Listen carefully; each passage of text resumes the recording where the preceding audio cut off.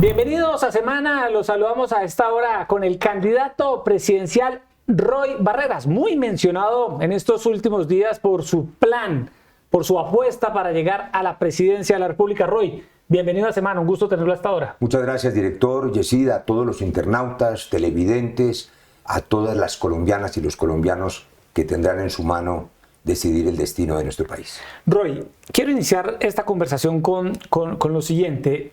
Usted tiene convencido a un sector del país que usted puede llegar a la presidencia, de que usted va a ser el presidente. Y mucha gente se pregunta cuál es esa ruta que usted se ha trazado para lograr ese objetivo. Bien, ha sido pública, yo no improviso, y creo que hace ya un año, cuando regresé de Londres, le anuncié al país, y aquí en Semana, en alguna de las entrevistas, que el próximo presidente de Colombia será de centro izquierda. Y de centro izquierda porque hay un centro en el país que quiere orden, estabilidad, certezas, seguridad, estabilidad. Y hay una izquierda que recoge unas luchas populares que les han costado la vida, luchas heroicas que reclaman derechos para los más vulnerables. Unir esas dos poderosas corrientes del centro y la izquierda permitió el triunfo hace 4 años, lo permitirá ahora. Y por eso siempre ha estado previsto que compitiéramos en la consulta de marzo entre el candidato legítimo de la izquierda y yo, que soy el candidato del centro. Y ahora pues va a ocurrir de una manera inesperada por cuenta de que de manera ilegal, en mi opinión, sacaron a el senador Iván Cepeda del tarjetón de esta consulta, pero igual él tuvo ya la oportunidad de ir a las urnas en octubre, de contarse, y le doy solo un dato que a veces se olvida: 11 millones de colombianos, progresistas todos, votamos por Gustavo Petro, por el cambio, con las banderas liberales y de centro. De esos, 1.500.000 compatriotas ya votaron por Iván Cepeda y lo eligieron el candidato legítimo de la izquierda, una votación muy importante, una votación muy limpia. Los otros 9,5 millones no hemos tenido oportunidad de ir a las urnas, y yo convoco esos 9,5 millones, y no solo a ellos, también a los votantes que votaron hace 4 años por Rodolfo, que también querían otra forma de cambio, pero que ahora lo que quieren es un país unido, estable, pero que avance en las reformas sociales. Ahora bien, usted dice que representa a esos sectores de centroizquierda que van a ir a votar a la consulta de marzo, pero en las últimas horas Iván Cepeda ha dicho que invita a sus seguidores a no pedir ningún tarjetón de consulta, que la consulta de ellos es votar por las listas de Senado y Cámara. El propio presidente Petro ha dicho que no hay que votar la consulta. ¿Usted siente eso como un rechazo hacia su candidatura por parte de estos sectores de izquierda? ¿Cómo recibe usted este llamado de Cepeda a no votar por la consulta de Roy, si se puede llamar así? No, todo lo contrario, lo entiendo perfectamente, es natural, estamos compitiendo. Y por supuesto, en la competencia cada cual defiende su electorado, y pedir que el electorado que votó por Iván, que es legítimo, que es auténtico, digamos, es la izquierda pura, ese 1.500.000 votos, 1.600.000 votos, pues no voten por el competidor que Roy, es apenas natural, lo entiendo, lo respeto, y por eso mi llamado es a los otros 9,5 millones que me acompañaron y nos acompañaron en una apuesta por el cambio, que ha hecho cosas, que faltan muchas, que otras han salido mal y que yo voy a corregir, porque lo que yo sé hacer es resolver problemas y unir al país, como lo sabe todo aquel que haya podido interactuar conmigo en estos años. Ningún país dividido, Yesid, es capaz de afrontar los retos que se vienen. Se necesita experiencia, conocimiento, capacidad política, corazón y sensibilidad para poder respetar y honrar ese propósito de la inclusión social que ha sido, aunque algunos ciegos no quieran verlo, la prioridad de Gustavo Petro. Los más vulnerables, los más pobres, pero también oír el clamor de otro país, la otra mitad de Colombia, que dice: queremos certezas, queremos orden, queremos recuperar la seguridad, queremos un gobierno que nos dé garantías a todos. Eso es lo que yo represento en ese tarjetón del 8 de marzo, y allí, en ese tarjetón, espero que la inmensa mayoría de los colombianos que no quieran extremismos acompañen esta decisión de unir a Colombia. ¿Qué lo diferencia a usted de Iván Cepeda? ¿Por qué Roy Barreras cree que es mejor candidato o mejor opción para Colombia que Iván Cepeda? Bueno, tenemos muchas diferencias que el país conoce, pero déjeme mencionar algunas afinidades. Nosotros hemos construido juntos los caminos de la paz estable y duradera que yo firmé a nombre del Estado colombiano. Fue un honor en el 2016. Y también construimos juntos la defensa de los derechos de las víctimas. Fue mi ponencia en abril del 2011, la que reconoció el conflicto armado para poder reconocer a las víctimas del conflicto. Y con Iván y con María José y con la izquierda militante y activa defendimos el plebiscito por la paz, que perdimos en aquella ocasión y que significó renegociar el acuerdo. Todo eso es lucha. Luego hicimos oposición juntos, con el senador Gustavo Petro, que era mi compañero en el Senado, el senador Cepeda, Gustavo Bolívar, al gobierno del Centro Democrático que siguió, que prometió hacer trizas la paz, logramos salvar la JEP, se detuvo la implementación del acuerdo como queríamos, y bueno, juntos hicimos posible el triunfo de Petro, porque es la unidad la clave, y sigue siendo la clave. De suerte que lamento que las diferencias ideológicas, la primera de ellas, Iván es un legítimo dirigente de la izquierda, director, es el candidato de la izquierda, originalmente del Partido Comunista, de la Unión Patriótica y del Polo, y luego del Pacto. Y yo soy un hombre de centro liberal, socialdemócrata. Durante los 17 años de mi permanencia en el Senado, 15 de ellos milité en el mismo partido, el partido de la U, que hizo posible la construcción de la paz, de manera que tenemos esa historia. Yo soy de centro, sí. Él es de izquierda, la unión de la centro-izquierda va a poner el próximo presidente. Cepeda es radical. ¿De izquierda radical? Yo lo he conocido como un hombre durante 15 años, 17 años, como un hombre dialogante. En los últimos días lo veo más irritado, digamos. Lo veo que se está dejando llevar por sectores muy radicales que tienen además una consigna que es sectaria, y es que se equivocan. Yo quiero recordarles fraternalmente, la izquierda no ganó sola, Petro no ganó solo. Si Petro no pudo ganar solo, pues Cepeda tampoco podría, yo tampoco puedo ganar solo. Yo necesito a esas fuerzas progresistas que nos ayudaron a elegir a Petro, y necesito a la otra mitad de Colombia que quiera que el gobierno sea de todos, como lo dije cuando posesioné a Petro hace 3 años y medio. El gobierno tiene que ser para todos los colombianos, no solo para un sector. Petro lo ha dicho, el sectarismo divide, el diálogo une. Yo sigo en la tarea de unir a Colombia. ¿Usted siente que le brinda más confianza a Colombia? ¿Siente que Roy Barreras puede ser un presidente más confiable que Iván Cepeda? Pueden tenerlo por cierto. Yo creo que el establecimiento colombiano, y me refiero a los medios de comunicación, a la dirigencia política nacional de todos los colores, a los empresarios, a los campesinos. Ayer, antes de venir a esta entrevista, a las 6 de la mañana estaba yo en Tierra Negra, en Venta Quemada, con medio centenar de campesinos, y me dijeron, nosotros confiamos en que usted haga realidad la reforma agraria, que ponga la tierra a producir. Y esta es una noticia que yo creo que de tanto repetirla se volvió ruido, pero me parece interesante que Semana pudiera alertar a Colombia. El campo está viejo, me dijo un campesino ayer en la madrugada. De 50 campesinos que había allí, que todos tenían hijos, pregunté, ¿alguno de sus hijos está en el campo? Ninguno. Y uno de ellos me dijo, ¿y qué pasa cuando yo ya no pueda venir a sembrar al surco? ¿Quién va a sembrar la comida en Colombia? ¿De qué va a comer Colombia si el campo se desocupa? De comida importada.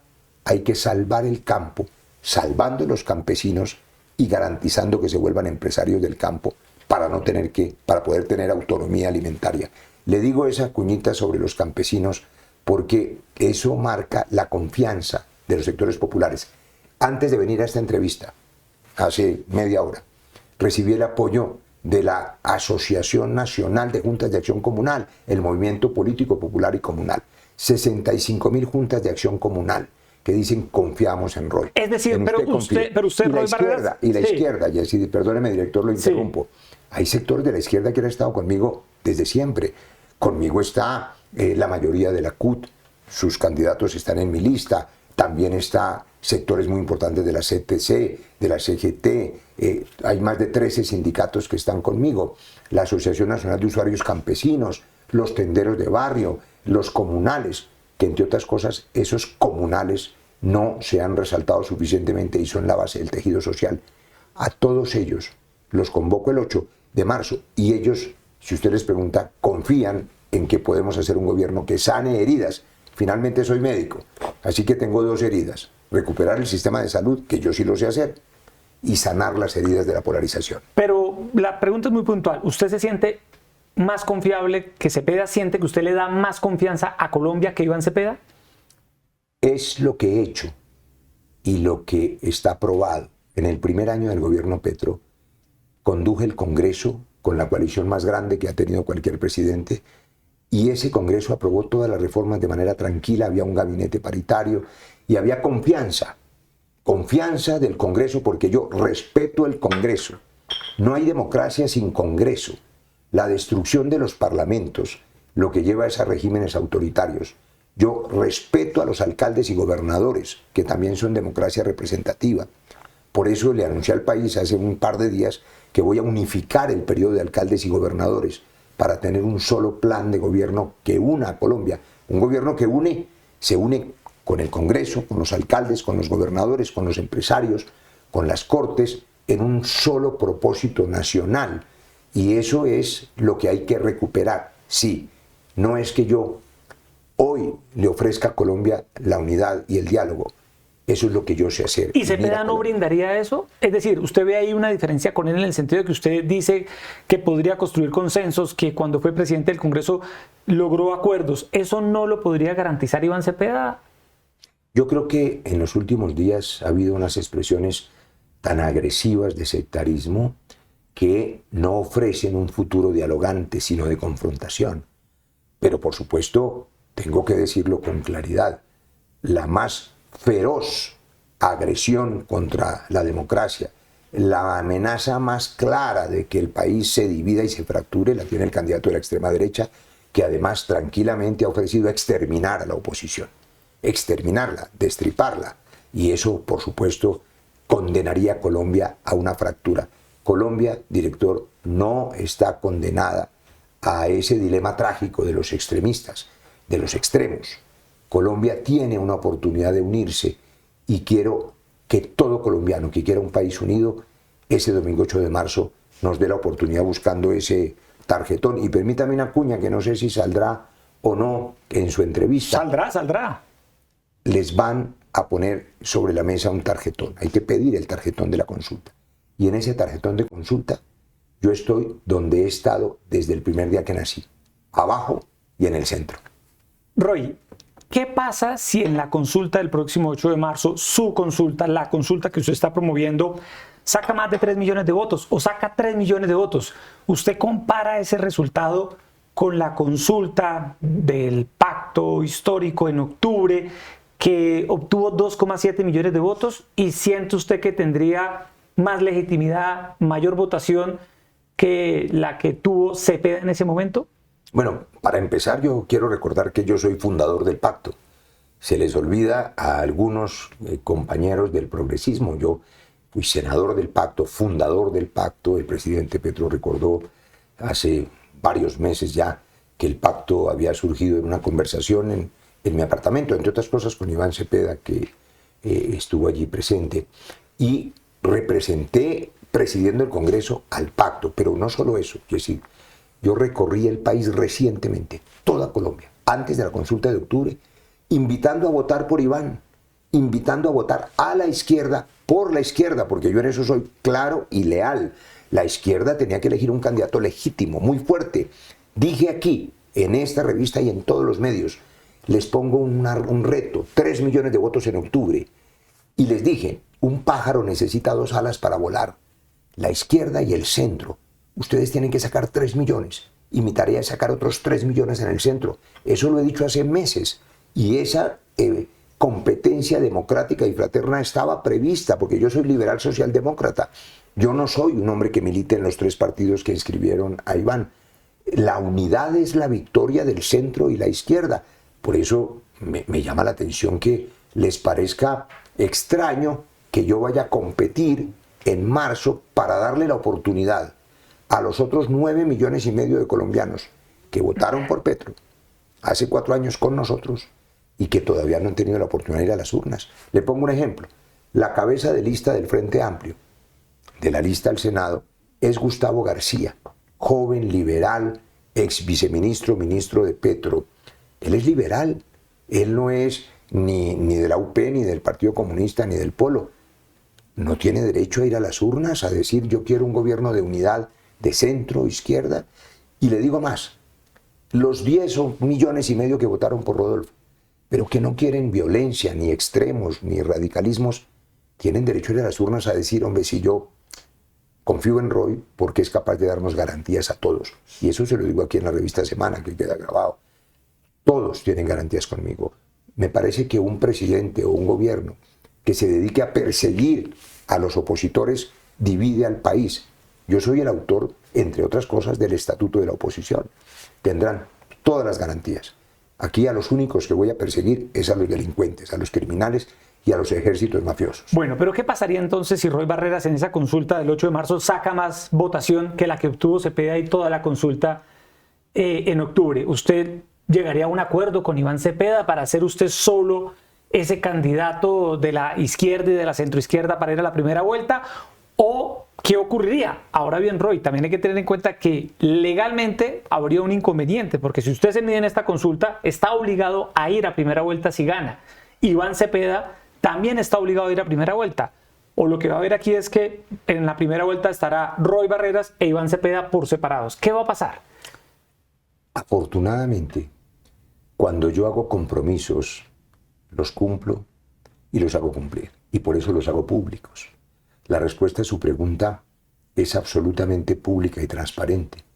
Cuando anuncié que no iba a dejarle la cancha libre a la consulta uribista, perdóneme decirlo con esa franqueza, dije el 9 de marzo al otro día estaré aquí dispuesto a unir la centroizquierda para hacer el mismo milagro que hicimos hace 4 años, ganar la presidencia en un gobierno de centroizquierda, solo que en mi caso no habrá polarización.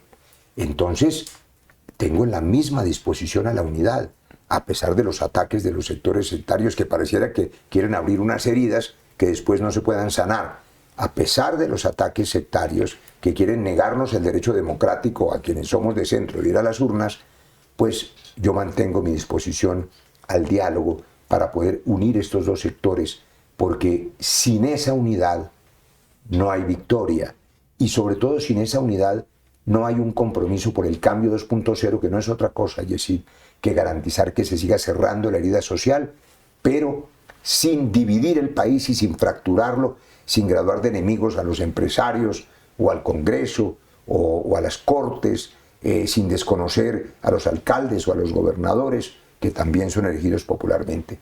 Unir el país es posible en el propósito de avanzar en las libertades y los derechos y no retroceder a unas épocas de represión y de violencia que el país no quiere volver a vivir. ¿Usted quiere ser fórmula vicepresidencial de Iván Cepeda? No, ¿O viceversa? ¿O quiere que Iván Cepeda sea su fórmula vicepresidencial? Pero por supuesto que ese no es el propósito. Yo estoy ofreciéndole mi vida, que es lo único que uno puede ofrecerle a Colombia. Yo soy un hombre de 62 años, feliz, tengo 5 hijos, tengo 2 nietos, y la vida para mí es una bendición. Yo soy un hombre católico, creyente, y creo que tengo la obligación moral de devolverle a mi país lo que sé, la experiencia que tengo, porque yo soy médico, le insisto, y sé sanar heridas.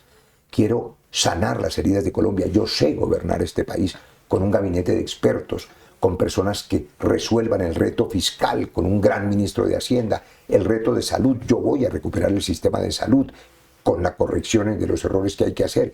El reto de seguridad, hay que tener la fortaleza y el carácter para recuperar el territorio y no dejarse engañar de los grupos ilegales con falsas promesas mientras crecen, matan y extorsionan. Hay que garantizar que las apuestas económicas de Yesid, y esto es muy importante, este país necesita productividad, crecer la economía, confianza. Esa palabra quizá debe marcar al próximo presidente. Confianza, porque necesitamos que se invierta en Colombia. Necesitamos desarrollar trenes, dobles calzadas, puertos, aeropuertos. Necesitamos inversión extranjera directa, confianza en los mercados, confianza de los empresarios con seguridad jurídica, confianza de los campesinos en que vamos a avanzar en la reforma agraria, confianzas de los comunales, confianza del Congreso y de la dirigencia política de que no van a ser tratados como enemigos, sino como ejes de la democracia. Yo genero eso y eso pongo al servicio del país. ¿Qué ha hablado usted con el presidente Gustavo Petro? Hemos visto que ha habido unas reuniones suyas con él. ¿Qué ha conversado con Petro? ¿Petro está de acuerdo con la candidatura de Roy Barreras? ¿Está de acuerdo con la consulta que usted está haciendo? ¿Qué le ha dicho él? ¿Qué guiño ha tenido de parte de él? ¿Y qué advertencias le ha hecho? Yo tengo una comunicación respetuosa, cordial, fraterna. Nos reímos, conversamos, analizamos, nos preocupamos juntos por una derecha violenta que quiere regresar y vamos a asegurarnos que eso no ocurra. En esa consulta voy a derrotar la consulta uribista, que además ya tiene una ganadora, que es Paloma Valencia, que me temo terminará haciendo una fórmula con el señor de la Espriella. Por eso hay que derrotar esa consulta. Pero la conversación con el presidente tiene, por supuesto, un mandato de confidencialidad que yo no voy a irrespetar. Lo que puedo decirle es que comprendo absolutamente y comparto la posición inteligente del presidente Petro. ¿Cuál es ella? Que la ha hecho pública. Él dice no al sectarismo, que se expresen los sectores liberales, de centro, de derecha, pero la votación que saque esa consulta no es la de la izquierda, no es la del pacto. El candidato del pacto lo sacaron con trampa del Consejo Nacional Electoral de la consulta. Lo sacó nada menos que un socio, el señor Holman Ibáñez, que estaba impedido e inhabilitado, y se atrevió a sacarlo de una consulta que habíamos acordado. Yo me he preparado durante este año para ganarle esa consulta a Iván Cepeda el 8 de marzo. Lo sacaron de la competencia de manera tramposa. Tiene toda la razón el presidente Petro a decirle que los militantes de los partidos de izquierda que hoy se aglutinan en el pacto, pues no tienen candidato en el tarjetón. Así que no van a ir a votar. Ojalá votaran conmigo, pero tienen todo el derecho a decir nosotros no votamos en esa consulta porque nuestro candidato lo sacaron de allí. El resto de los colombianos que queremos un país unido vamos a ir a votar el 8 de marzo. Dos preguntas rápidas para sí o no. ¿Roy es el candidato de Petro? No. El presidente me ha prometido a mí y a la sociedad colombiana neutralidad, como le corresponde, y yo creo en su palabra. Y la segunda, ¿Iván Cepeda es el candidato de Petro? Creo que es el hombre que tiene más afinidad ideológica con él y me parece que hay muchos sectores tradicionales que sienten esa afinidad y creen que Iván Cepeda es el candidato de Petro, pero también le digo, hay un montón de sectores de izquierda tradicional que dicen que no. Por ejemplo, voy a mencionarle a alguien para ser leal a mis copartícipes de la consulta del Frente por la Vida, que es un nombre que además lo puso el presidente Petro. La consulta del 8 de marzo del progresismo se llama, como el presidente Petro decidió, Frente por la Vida. Él bautizó la consulta a la que vamos a acudir. Allí está el exconstituyente Héctor Tico Pineda, fundador del M19, compañero de Petro hace 30 años, constituyente del 91. Y él dice, ¿cómo así que ese sectarismo que nosotros, ellos se llaman agenda progresista, no podemos ir a las urnas a darle otra oportunidad al país que no sea sectaria y que sea progresista?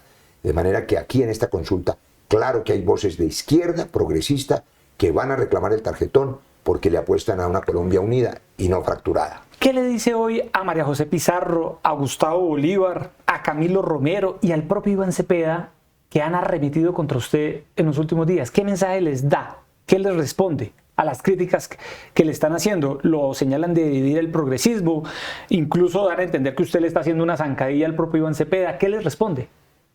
Pues yo les tengo aprecio y les tengo respeto. Recuerde que cuando posesioné al presidente Petro, yo llamé a María José Pizarro, cosa que sorprendió a todo el mundo, para hacerle un homenaje a las luchas sociales y al origen ideológico de esa izquierda. Me parecía lo correcto, lo justo, y así lo hice. Me parece que ellos tienen que dejar de opinar desde el temor a ser derrotados. Creo que están viendo que nosotros tenemos una fuerza muy importante y saben que el resto del país, que quiere un país unido y no sectario, va a votar el 8 de marzo y que el hecho político va a cambiar el tablero electoral. Y entonces reaccionan por el temor a perder de manera agresiva, pero creo que deben recordar que la unidad es la victoria, que tenemos que estar juntos como estuvimos hace 4 años, que la izquierda sola no puede y el centro solo tampoco puede. Yo soy capaz de unir esos dos sectores dándole confianza a todos, también a la derecha y a las instituciones, de suerte que no abran heridas que después cueste más trabajo cerrar para poder estar unidos. Mi propósito hoy, en esta entrevista, sigue siendo llegar unidos para ofrecerle a Colombia una centro izquierda que honre los compromisos de las reformas sociales, pero que le ofrezca a todos los colombianos orden, estabilidad y garantías. De ser usted el candidato de la izquierda, de la centroizquierda, Roy, imaginemos un escenario de segunda vuelta. ¿Usted cree que puede derrotar a Abelardo de la Espriella? Yo se lo digo con mayor claridad. El hecho político del 8 de marzo va a decidir quién es el presidente de la República. No tengo la menor duda que Colombia no quiere extremismos, no quiere radicalismos. No tengo la menor duda que Colombia quiere un gobierno que los una con experiencia y un gabinete de expertos. Y el pueblo colombiano, esa base popular, sabe que es posible salir de abajo hacia arriba. Es que es la historia de mi vida de la que estoy orgulloso. Estoy orgulloso de las madres cabeza de hogar, de las madres solteras como la mía, de los taxistas que trabajaron como yo, del rebusque, de la gente que puede salir adelante si el gobierno les da un empujoncito, y ese gobierno será el mío, el que los ayuda a salir adelante. Pero ¿por qué Roy le ganaría a Abelardo de la Espriella? ¿Por qué cree que Roy Barreras derrotaría a Abelardo de la Espriella en una eventual segunda vuelta? Porque son muchísimos más los colombianos que quieren un país unido que violento y fracturado.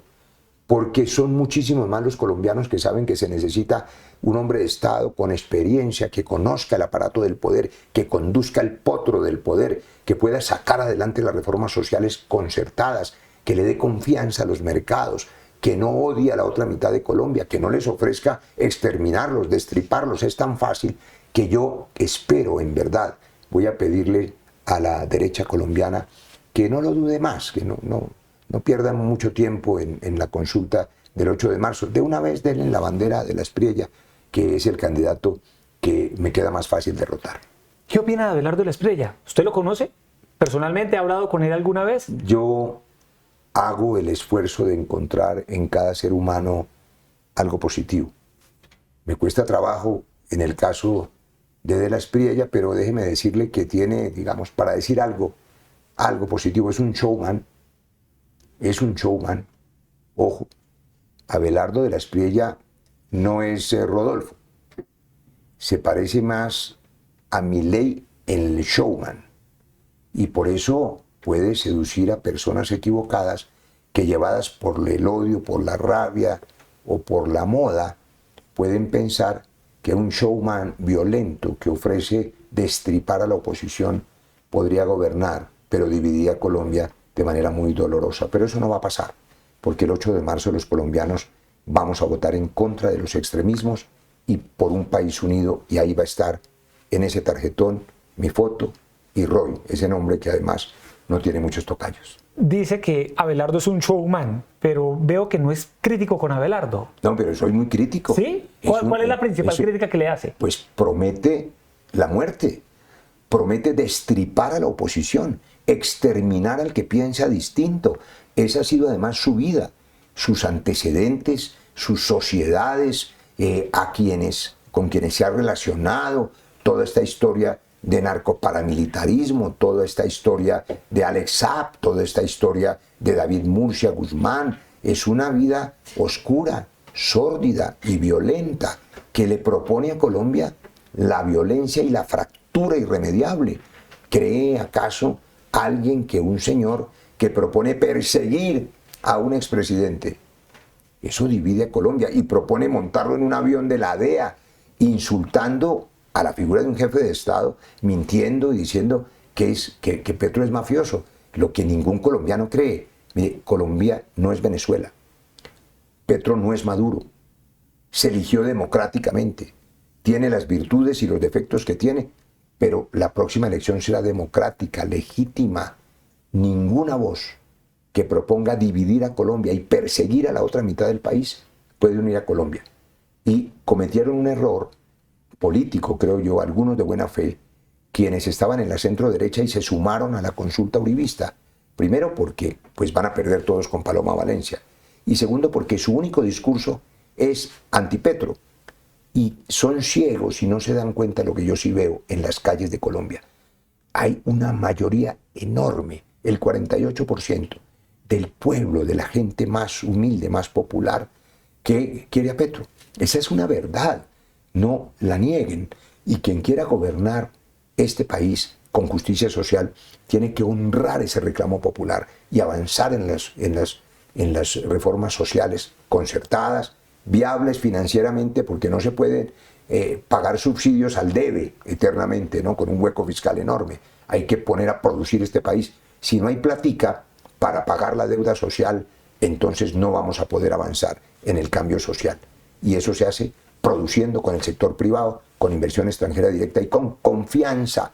Con confianza. Esa es la palabra clave. Si usted es elegido presidente al otro día, Roy, ¿cómo hace para tender puentes con los seguidores de Abelardo Espriella? Por ejemplo, ¿qué pasaría? Usted acá dice que no comparte la visión de Abelardo Espriella, critica mucho ese concepto de destripar la izquierda y a la oposición, pero ocurre que usted es posiblemente el presidente del 8 de agosto.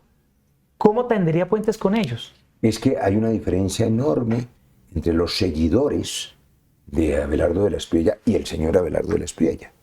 Es decir, los seguidores, la inmensa mayoría de los seguidores, muchos de ellos lo único que quieren es seguridad, orden, certeza, protección, familia, valores. Quieren eso. Yo, que soy un hombre católico, que creo en las instituciones, creo que un país sin Dios ni ley está condenado a la violencia. Y por supuesto, compartimos eso. Creo que a quienes son más radicales, lo que puedo ofrecerles es el testimonio de lo que ya hice. Yo soy el autor del Estatuto de la Oposición. Tendrán todas las garantías. En mi gobierno no perseguiremos a nadie. Por eso hemos dicho, con Roy ganamos todos, porque creo que un país unido permite que ganemos todos. A nadie se va a perseguir en mi gobierno y además los voy a invitar a todos, pero no lo estoy diciendo hoy, a 20 días de la elección. Lo dije el 7 de agosto del 2022 frente a los colombianos en la Plaza de Bolívar cuando posesioné al presidente Petro. El gobierno que inicia, dije, debe ser para todos y todas los colombianos, 52 millones que viven aquí y 10 millones que viven afuera, que yo sé que también por internet leen Semana. Y eso no ocurrió porque la polarización dividió al país. Yo voy a hacer un gobierno para todos los colombianos. Cuando a usted le dicen que Roy Barreras fuma debajo del agua, que Roy juega en todas las canchas, que un día puede ser uribista, al otro día petrista, al otro día de Cambio Radical, pasado mañana de la U, en fin, que se cambia de camiseta todo el tiempo. Cuando le dicen eso, es algo que usted ha escuchado toda su vida, pero hoy que está en esta competencia por la presidencia, ¿qué piensa? Pues ¿Es una virtud? ¿Es un defecto? Pues yo les agradezco que recuerden que tengo la más grande experiencia para gobernar y que le genero confianza a todos esos sectores.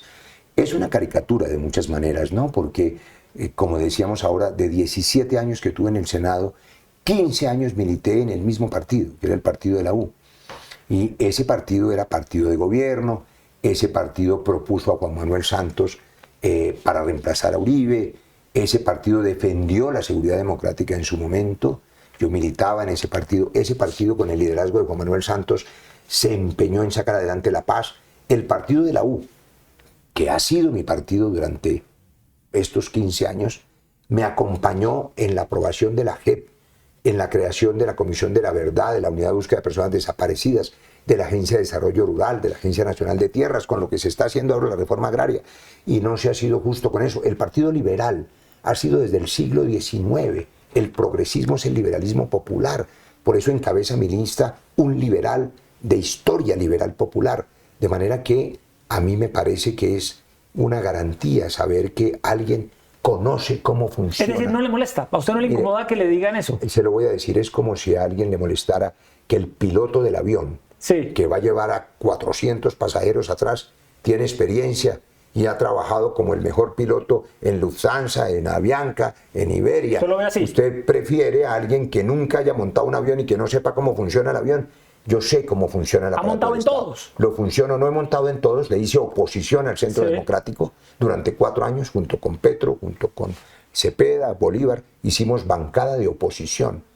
Yo no voté por Uribe en el 2002. Esa historia no le resuelve a nadie el problema, pero es falso que haya estado con todos.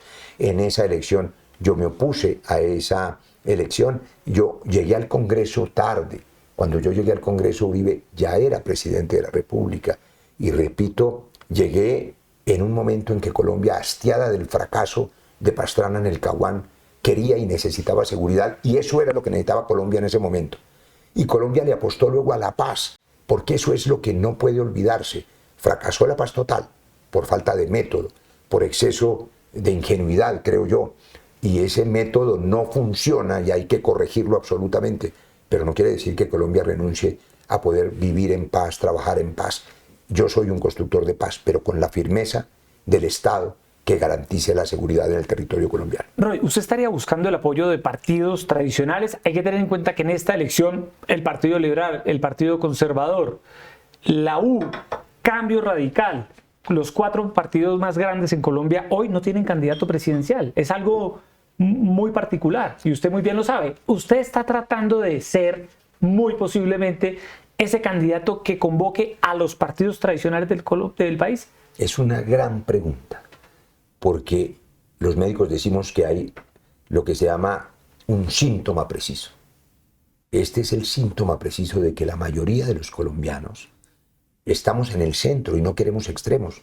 Y en el centro están todos los partidos políticos, le faltó el verde también, que son partidos que no quieren extremos, porque lo que les ofrecen son 2 extremos. Las últimas encuestas, incluyendo las que hace semana, muestran una especie de fotografía idéntica. 30% de un extremo, 30% del otro extremo, ambos congelados, 30 y 30 es 60. Quiere decir que en el centro, en la mitad, está el 40%, la mayoría de los colombianos que queremos unir el país. Solo que yo quiero y voy a darle garantías también al otro 30% y a los que están al otro lado. Los partidos políticos, claro que los convoco a todos, como convoco a la izquierda progresista que no se contó en octubre, como convoco a los sindicatos, a los comunales, como convoco a los deportistas. Sin una apuesta por el deporte en Colombia, los jóvenes no tienen una alternativa sana, saludable, competitiva, positiva. Convoco a todos los partidos Pero políticos. ya tiene algunos partidos o sectores de algunos partidos apoyándolo, ya tiene algún sector de la U, a un sector de los liberales, de los conservadores, es decir, ¿usted ya ha avanzado en eso?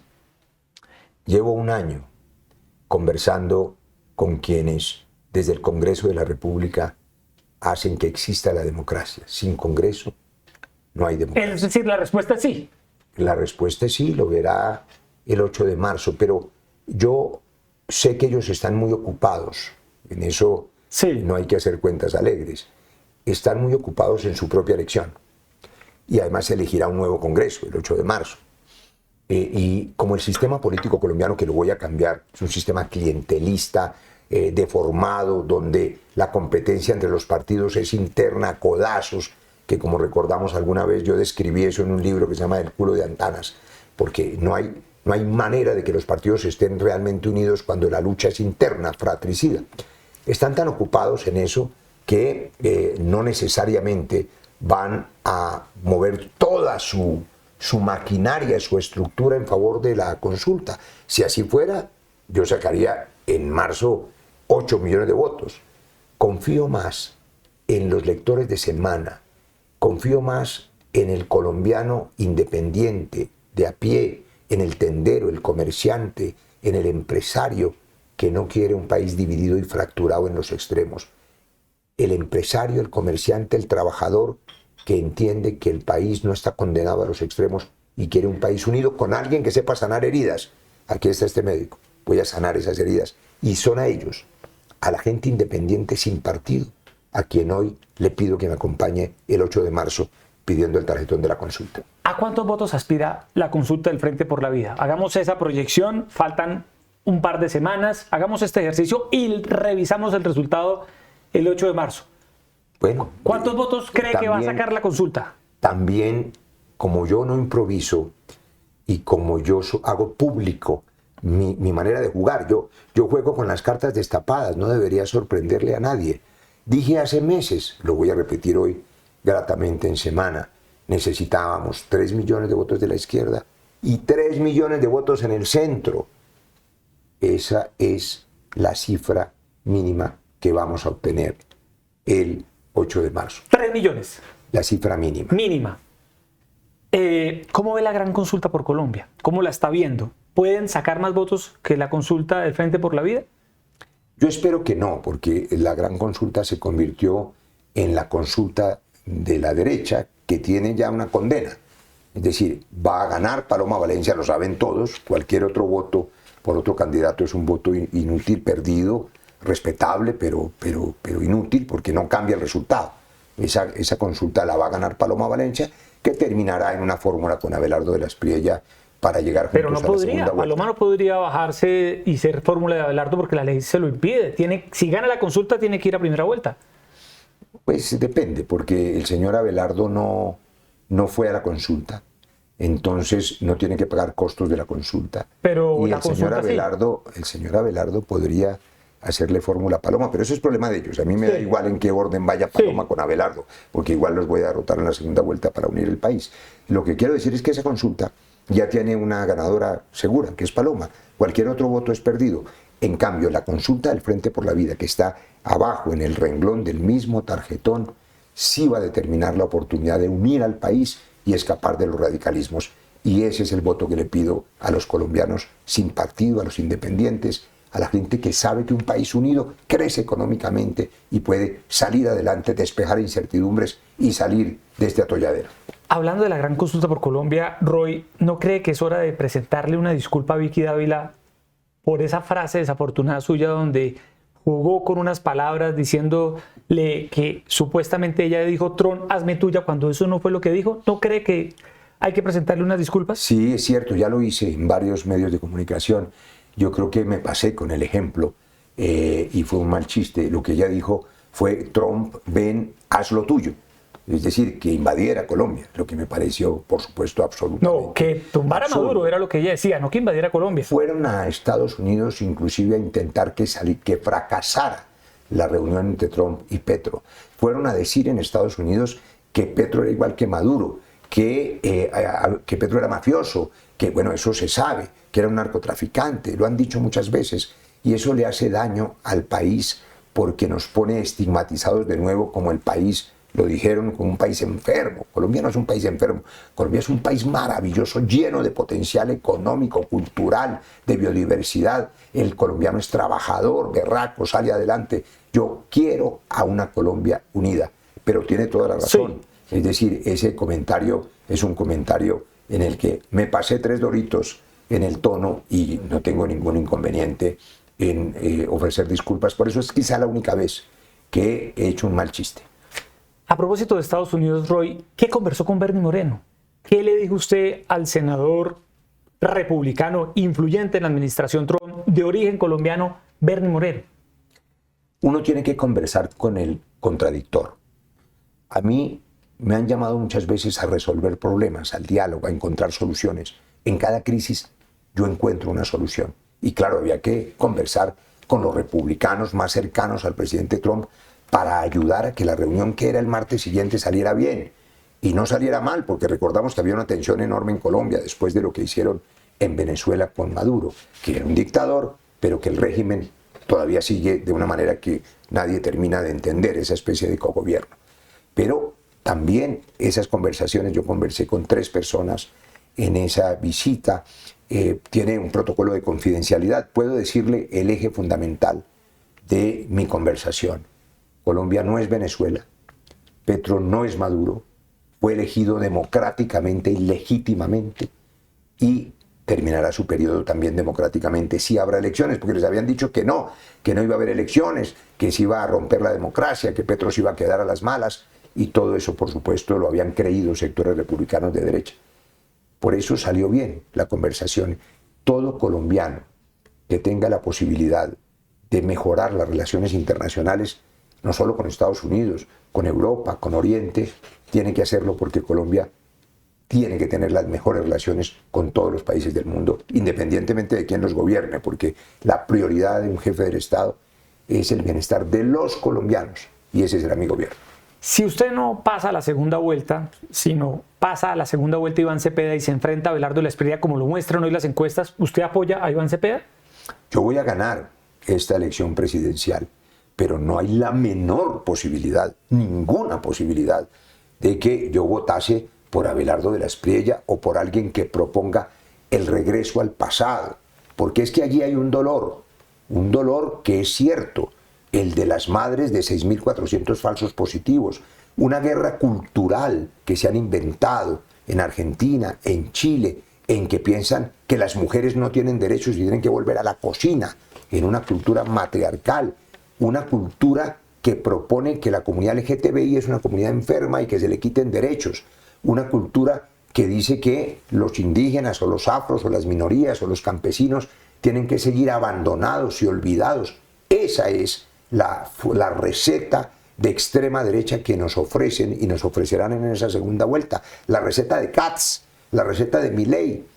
Vamos, los que somos progresistas, es decir, los que queremos que el país avance y sea incluyente, vamos a derrotar esa receta en esa segunda vuelta a la que llegaremos unidos todos los progresistas de Colombia. Los progresistas de Colombia no solamente la izquierda, hay que volver a decirlo, son los liberales socialdemócratas, donde he estado yo toda la vida, la gente sin partido, los independientes, los verdes progresistas, los comunales de Colombia. Todos vamos a estar juntos impulsando el país hacia adelante. ¿Qué no le gusta de Petro? ¿Usted qué cambiaría si es presidente? El exceso de ingenuidad, por decirlo menos, en La Paz total, que abrió 20 mesas de diálogo al tiempo con un cese al fuego que no cumplió nadie y que permitió que crecieran unos ejércitos mafiosos que han abusado y que siguen matando, extorsionando, ametrallando de manera cruel, como vemos todos los días. Hace apenas unos días ametrallaron 2 muchachos, un policía, un escolta de la UNP en Tame, en Arauca, de manera salvaje, sin ninguna piedad. Esas personas tienen que ser sometidas por la fuerza legítima del Estado. Cualquier proceso de diálogo, lo digo con toda claridad, que permita la paz en los territorios y el sometimiento a la justicia y al Estado de Derecho, requiere un Estado fuerte. Inclusive para ser generosos en ese sometimiento a la justicia, en esa resocialización, para que dejen el crimen, el Estado tiene que ser fuerte. Porque si es débil en la negociación, los delincuentes toman ventaja, que es lo que ha pasado en estos años. Usted es médico de profesión, si es presidente, reforma el sector de la salud, acaba con las EPS, estatiza el sistema, saca las EPS del escenario en el que hoy se desenvuelven. ¿Qué haría usted con la salud? La estatización absoluta de cualquier función social y del Estado es un fracaso. Para dejar clara la premisa, los liberales no creemos en la estatización absoluta, creemos en la tercera vía que dice claramente, tanto Estado como sea necesario, pero tanto mercado como sea posible. Lo traigo al siglo XXI con una frase que me gusta más todavía de Mariana Mazzucato: el Estado emprendedor, de la mano de la iniciativa privada. Cada tendero es un empresario y, por supuesto, no puede pasarse por encima del derecho a la propiedad privada.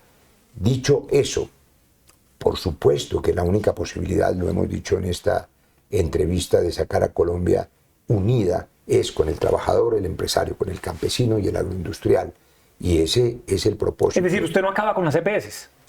Sobre la salud. Sí. Vuelvo a decirle, yo no improviso y la gente, no es lo que digan los candidatos ahora, sino lo que hayamos hecho y está escrito y es un hecho. Yo soy el autor de 111 leyes, y no pequeñas. La ponencia de la ley de víctimas que reconoció el conflicto, la creación de la JEP, el estatuto de la oposición, la creación de la Agencia de Seguridad Vial, de la que poco se habla, pero son víctimas de la violencia vial, en fin. Y una de esas leyes es la ley estatutaria en salud, director. Año 2017, está escrito en mi ponencia lo que había que hacer y no se ha hecho en la reforma a la salud. Dije entonces, 2017, las EPS tienen que desaparecer como existen hoy. Voy a eliminar la integración vertical. Se necesitan auditorías especiales porque hay 102 billones de pesos que gastamos los colombianos en salud, que van a la banca y al sector privado, mientras las clínicas y hospitales están cerrando servicios, porque hay EPS que cumplían y otras que robaban. Las IPS, que son las clínicas y hospitales, muchas cumplían su deber. Las mejores clínicas de América Latina, y decir, para orgullo nuestro, son colombianas y son fundaciones de origen privado, la Fundación Santa Fe, el Valle de Lili, las mejores de América Latina. Pero también había un montón de clínicas de garaje con facturas falsas que se robaban el dinero.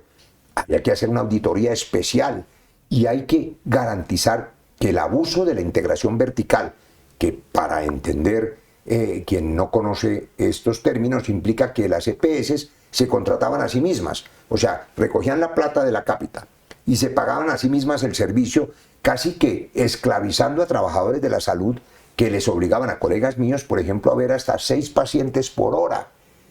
Cualquier internauta de semana sabe que si va al médico espera que lo escuche, que lo examine bien, que pueda aliviarle su dolor, curarlo. Eso no se hace en 10 minutos. Así que acabar la integración vertical. Se lo resumo en una frase. El sistema de salud mixto de aseguramiento público-privado que mejoró la protección de los colombianos del 30% que había en el Seguro Social. Yo trabajé en hospitales públicos que eran de caridad. El 70% de los colombianos no tenían ninguna protección. Ese 30% aumentó al 99%. Muy buena cosa. Pero había que corregir los errores. No se hicieron porque no se aprobó la reforma a la salud, entre otras cosas, por la polarización. Yo sí sé reparar el sistema de salud. Sé lo que hay que hacer y le digo más. Lo primero que vamos a hacer, y no el 7 de agosto, a partir de junio, porque una vez que se elija la presidencia de Colombia, voy a trabajar intensamente en la financiación de la deuda del sector salud, que hay un hueco fiscal, un déficit de 29 billones. ¿La va a pagar? Claro que hay que pagar. ¿Va a vender algún activo de la nación para poderla pagar? No hay necesidad de hacer eso. ¿De dónde sacaría la Primero lo plata? haremos con un gabinete de expertos, lo he dicho.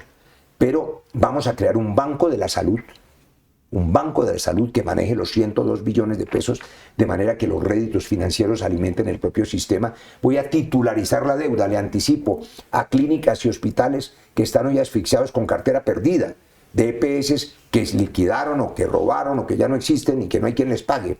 Vamos a titularizar esa cartera, vamos a acordar, a negociar esa deuda, a pagar una parte de esa deuda para que puedan volver a abrirme servicios, para que los niños de pediatría no se queden, los servicios de urgencias no se cierren, para que no se cierren los servicios de obstetricia. Y una vez que volvamos a abrir el sistema y cada colombiano vuelva a sentir que hay alguien a quien llamar para que le dé el servicio, que podemos mandarle los medicamentos a la casa, porque claro que eso es posible, está inventado, Rappi está inventado, para poner un ejemplo. Entonces vamos a garantizar que fondos soberanos, con este Banco de la Salud, puedan invertir en la compra de esa cartera, con garantía del Estado a 10 años, por ejemplo. Claro que sabemos resolver problemas. Yo voy a recuperar el sistema de salud en Colombia porque yo hago lo que hay que hacer y lo sé hacer. Unas preguntas rápidas, Roy, para ir terminando esta entrevista. ¿Simpatiza usted más con Santos o con Uribe?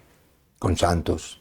Se jugó todo por la paz. Tengo respeto por todos los expresidentes de Colombia. Y aprovecho su pregunta para decir algo. Aquellos que proponen como su principal motivo en la vida odiar a un expresidente y perseguirlo, dividen al país, que es lo que propone el señor de la Espriella contra el que será el expresidente Petro. El presidente Petro tendrá todas las garantías, toda la protección y, por supuesto, vamos a honrar su propósito de avanzar en un país más justo con las reformas sociales que hacen falta. ¿Y no es lo mismo en el caso de Iván Cepeda contra Álvaro Uribe? Eso que usted acaba de decir, que si se propone una persecución contra un expresidente, algunos uribistas, a quienes usted conoce muy bien, dicen que es lo mismo que hace Iván Cepeda contra Uribe. Yo dije en su momento que los fallos de los jueces ni se celebran ni se lamentan, sino que se respetan. En el caso de los expresidentes, dividen al país. Cuando se condenó a Uribe por el tema este de los falsos testigos, medio país celebró pensando que la condena era por los falsos positivos, por las madres de Soacha, por las masacres, toda esta cosa horrible que generó tanto dolor. Pero el otro medio país se lamentó porque vieron que estaban metiendo preso a un presidente que para ellos es un ícono de la seguridad. Cuando pasó lo contrario unas semanas después y otro tribunal absolvió a Uribe, los primeros que aplaudían a la justicia se lamentaron porque dijeron que había impunidad, que el juez tenía, el magistrado, vínculos con el uribismo, que parece que sí los tenía. Y los otros que lamentaban la condena y condenaban a la justicia, celebraron ¿Eso qué significa? Que se dividió el país. O sea, ¿usted no está de acuerdo con dividir el país? Nada que divida el país es bueno para Colombia. Todo lo que lo una y sane las heridas es lo que nosotros vamos a hacer. La justicia, solo la justicia, es la que tiene que definir la conducta individual de cada ciudadano. Pero un presidente no puede dedicarse a perseguir a nadie, salvo a los delincuentes. Deme algunos nombres de personas que podrían conformar un gabinete de Roy Barreras, aunque usted no les haya ofrecido nada, evidentemente, porque hasta ahora es un candidato con ganas de ser presidente, pero la gente diría, bueno, Roy Barreras, ¿a quién tendría de ministros? Por ejemplo, ¿cuál sería el equipo que lo acompañaría? ¿Qué nombres podría tener Roy a la mano? No, sería por supuesto muy prematuro, aunque tenga la certeza de que tengo ya muchos nombres en mente. Pienso que tiene que haber al frente de la Hacienda Pública, del Ministerio de Hacienda, un economista experto, técnico, ministros que acompañen todo el gobierno. No se puede cambiar cada pocos meses de gobierno, pero tiene que ser un gabinete de expertos en Hacienda, de expertos en defensa, de expertos en salud. Le anticipo otra cosa. Hay dos banderas que yo acompaño y que son, yo creo que, las niñas consentidas del presidente Petro: la reforma agraria y la transición energética. Nosotros tenemos que continuar profundizando la reforma agraria que está escrita en el acuerdo de paz que yo firmé desde hace 10 años y en la transición energética, porque el cambio climático es una realidad. Pero la transición es una transición en el tiempo, no es abrupta, porque como escribí también hace 3 años y medio, Yesid, porque repito, mis opiniones son públicas y yo no cambio de opinión. Cuando era presidente del Congreso dije: sin petróleo no hay paraíso, porque si usted no saca la riqueza de la tierra con todo el cuidado ambiental necesario, no tiene con qué financiar las energías limpias. Se queda sin petróleo y sin energías limpias. Esa es la transición energética y esa es la reforma agraria que voy a cuidar celosamente, junto con la inclusión social. Yo podría decirle esas 3 cosas que vienen del gobierno Petro con mucha fuerza y que voy a honrar: inclusión social, transición energética, reforma agraria. Usted mete las manos al fuego por Xavier Vendrell, su asesor, un asesor muy cuestionado, muy polémico. Aparece como asesor, de hecho, en la campaña de Petro del 2022, en esos famosos petrovideos, claro. ¿Usted mete las manos al fuego por Xavier Vendrell? Ya que mencionan los petrovideos, sí. Ese fue un delito que se cometió contra una campaña cuando se infiltró ilegalmente las conversaciones privadas. Por menos en Watergate se cayó Nixon, y aquí todavía no hay responsables de esas chuzadas. Pero le quiero decir esto: Xavier Vendrell, que llega hace apenas 10 días a mi campaña, me dice: yo soy un hombre de izquierdas y quiero que Colombia avance en el progresismo. Él cree, que Iván Cepeda podría perder la elección y por tanto dice: yo quiero garantizar el triunfo del progresismo y eso es con usted. Fue asesor de Petro en el 2018, fue asesor de Petro en 2022, es amigo de él no sé hace cuántas décadas y conoce el petrismo íntimamente. Fue el responsable de garantizar la operación del día electoral, los testigos electorales. Él sabe de eso y me va a ayudar en eso, en los testigos electorales. Bienvenido él y todos los petristas de izquierda que quieren ir a la fija y ganar y no correr ningún riesgo de perder. ¿Usted también cree que si se enfrenta Iván Cepeda contra Abelardo de la Espriella, pierde Cepeda? No, yo lo que creo es que pierde Colombia si estamos en ese dilema trágico de que hay que escoger y correr el riesgo, solamente el riesgo de que nos pase lo que pasó en Chile con la señora Jara, para que ganara Katz y ganara Abelardo de la Espriella. Es un riesgo que no merece Colombia. Voy a evitarlo garantizando que el próximo gobierno sea un gobierno progresista, de centro izquierda, que avance en el cambio y en las reformas sociales. Yo garantizo eso. Su palabra de moda, y con esto me despido, es como la confianza. Lo escucho ahora con esa expresión. Es como su palabra de batalla ahora. Gracias, director, porque, a ver, me dice mucha gente. Anoche, a las 11 de la noche, estaba en Tunja con unos empresarios que me habían esperado amablemente y me dijeron: mire, Roy, nosotros, allá había gente del Centro Democrático, le quiero contar. Había unos empresarios mineros y uno de ellos, no digo el nombre, pero fue representante a la Cámara del Centro Democrático en el gobierno pasado, del Centro Democrático. Y me dijo: mire, doctor Roy, yo vengo a esta reunión porque yo confío en usted.